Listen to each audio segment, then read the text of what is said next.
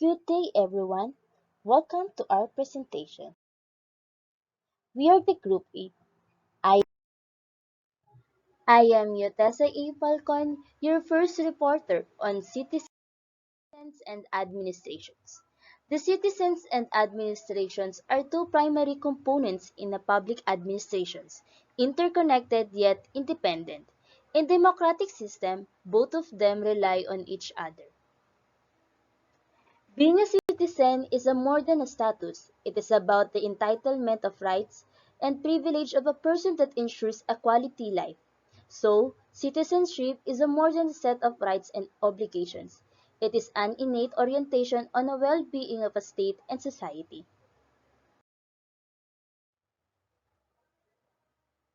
The objectives on this topic is to understand the interactions between the citizens and the administration, to describe the preconditions for citizen-centric administration, to examine the people's participation in the administration, to discuss administrative accountability in the Philippines, and last, to illustrate public grievance redressal machinery in the Philippines. One of the subtopics for this topic is the interaction between the citizens administration. Interactions between citizens and administration.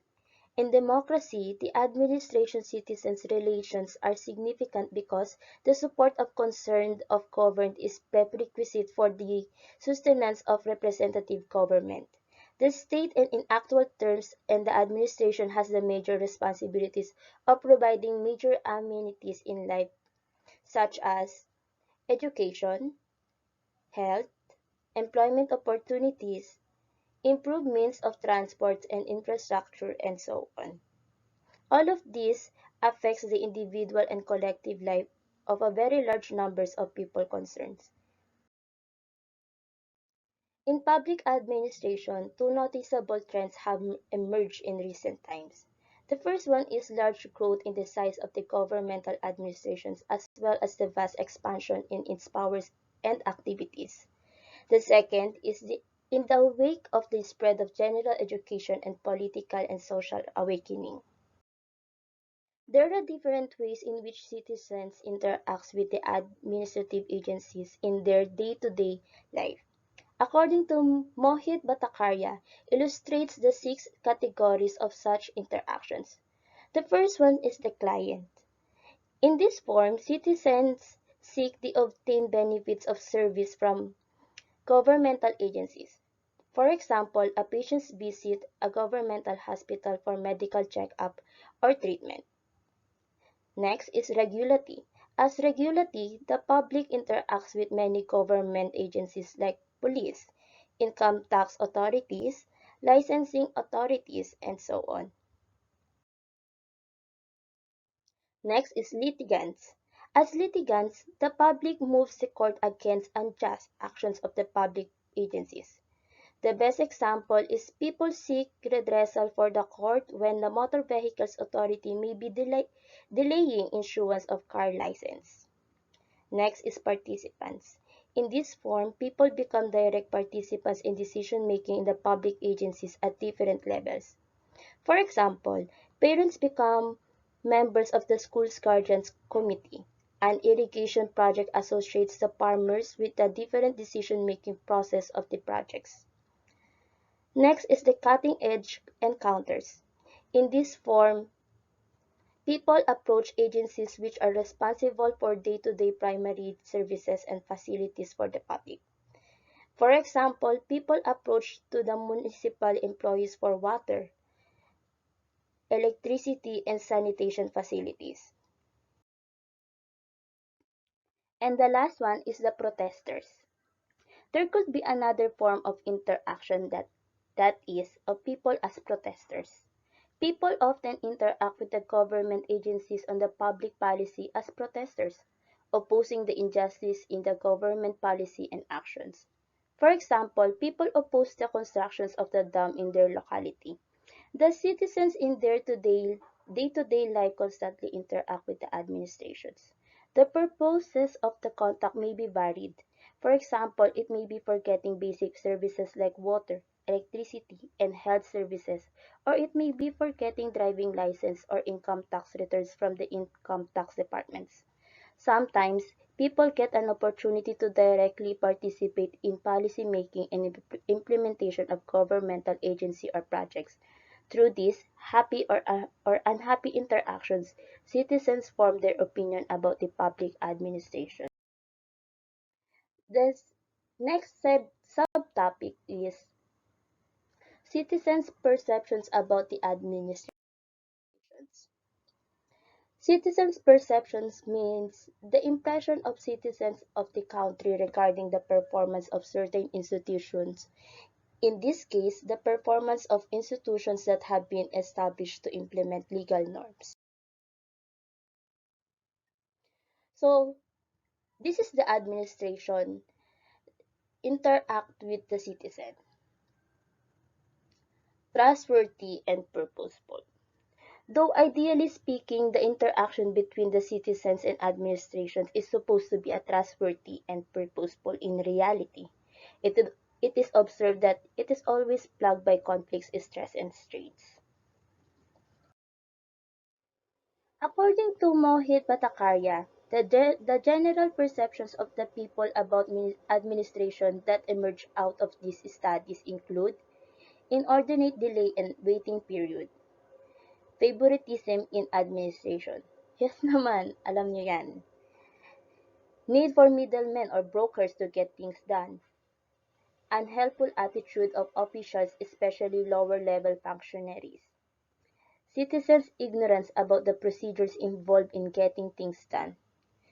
And last, rich-poor discrimination in administration, with the rich having access to administration and the general tendency of the officials to avoid the poor underplay their needs and interests. Thus, the reason for administration not being citizen-centric can be attributed to the attitude and work of some government servants. The deficiencies in existing institutional structures and also the lack of awareness about the rights and duties on the part of the citizens. So the next subtopic is the preconditions for citizen-centric administration. Citizen-centric administration means placing the citizens at the center of the modern public administration. This can be achieved by addressing the immediate concerns of citizens. The poor image of the government in the minds of large sections points towards inefficient and ineffective administration.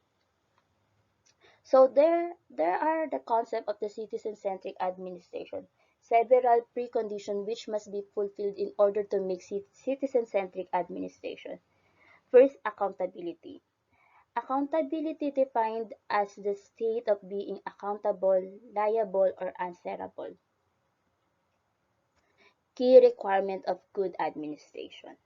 To be accountable means to be obliged or to report, or explain or justify something. It ensures that something is carried out as expected. It means public servants must be accountable to the public.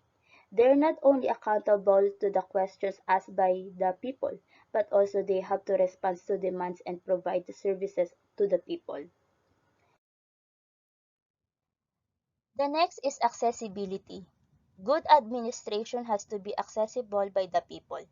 If people have any problem, administrative officials should be ready to listen to them and accordingly respond to their problems. Easy access to administration. There has to be no fear in the mind of the people regarding the status and rigidity of the bureaucracy. Also requires that there should be no discrimination. Transparency.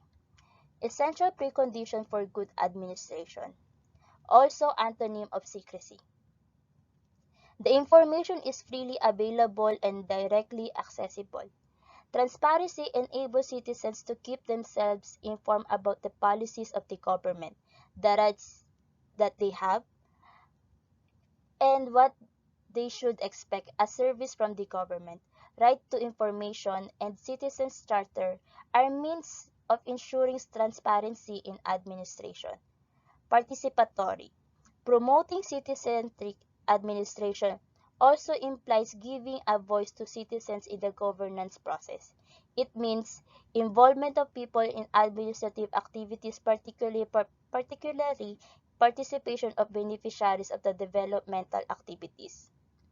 It is a method of tapping human and material resources for development.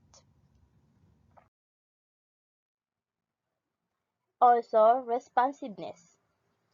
Apparently, moral concept in a public administration in as much as it calls for the public functionaries accountability directly to the people.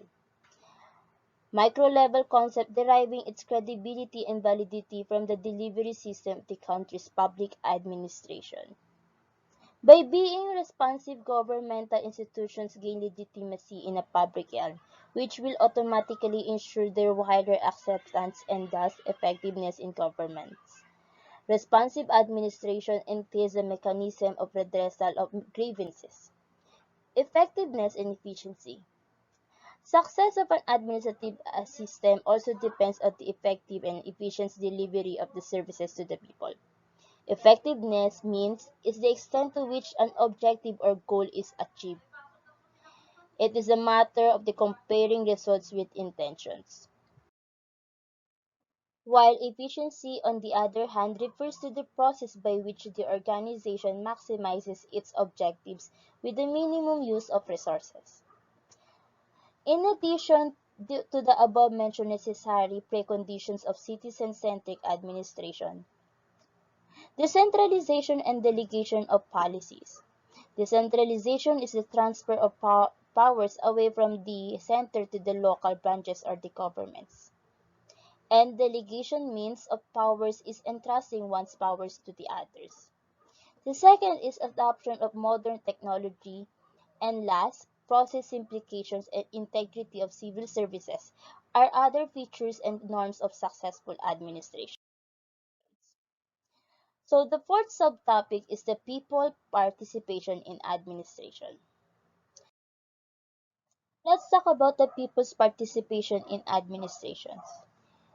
People participation in administrative process is very basic to its success. It means the direct involvement of citizens in the process of administrative decision-making, policy formulation, and implementation. People's participation also means collective and continuous efforts by the people themselves in the setting goals, pooling resources together, and acting which aim at improving their living conditions. According to William Morrow, the term citizen participation means the direct participation of ordinary men and women, in contrast to the public and private elites, in policy making. Furthermore, it is employed to the focus on the direct participation of underprivileged and unfranchised in decisions that affect their lives. So, the concept of citizens' participation in governance is essentially based on the premise that citizens have a legitimate role in the influencing the decision-making process that affects in their lives, business, and the community.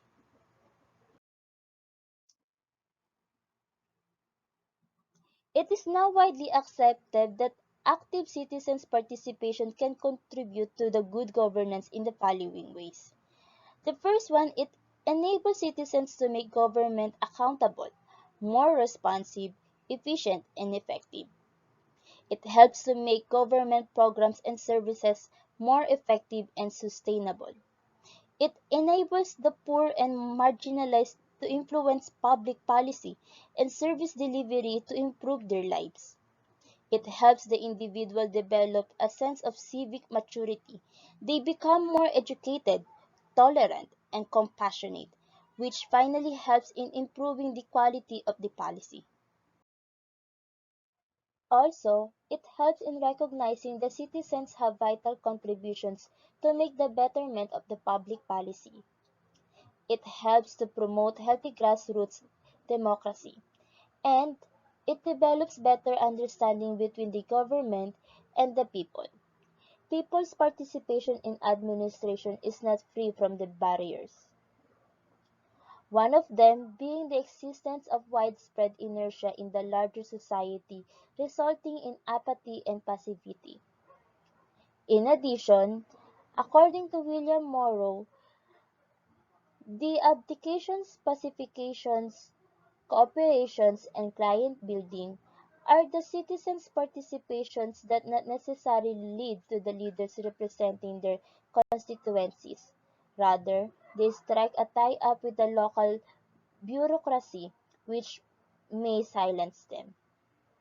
The fact that participatory efforts occasionally are perverted does not mean that the perversions make the participatory movements meaningless to its original purposes.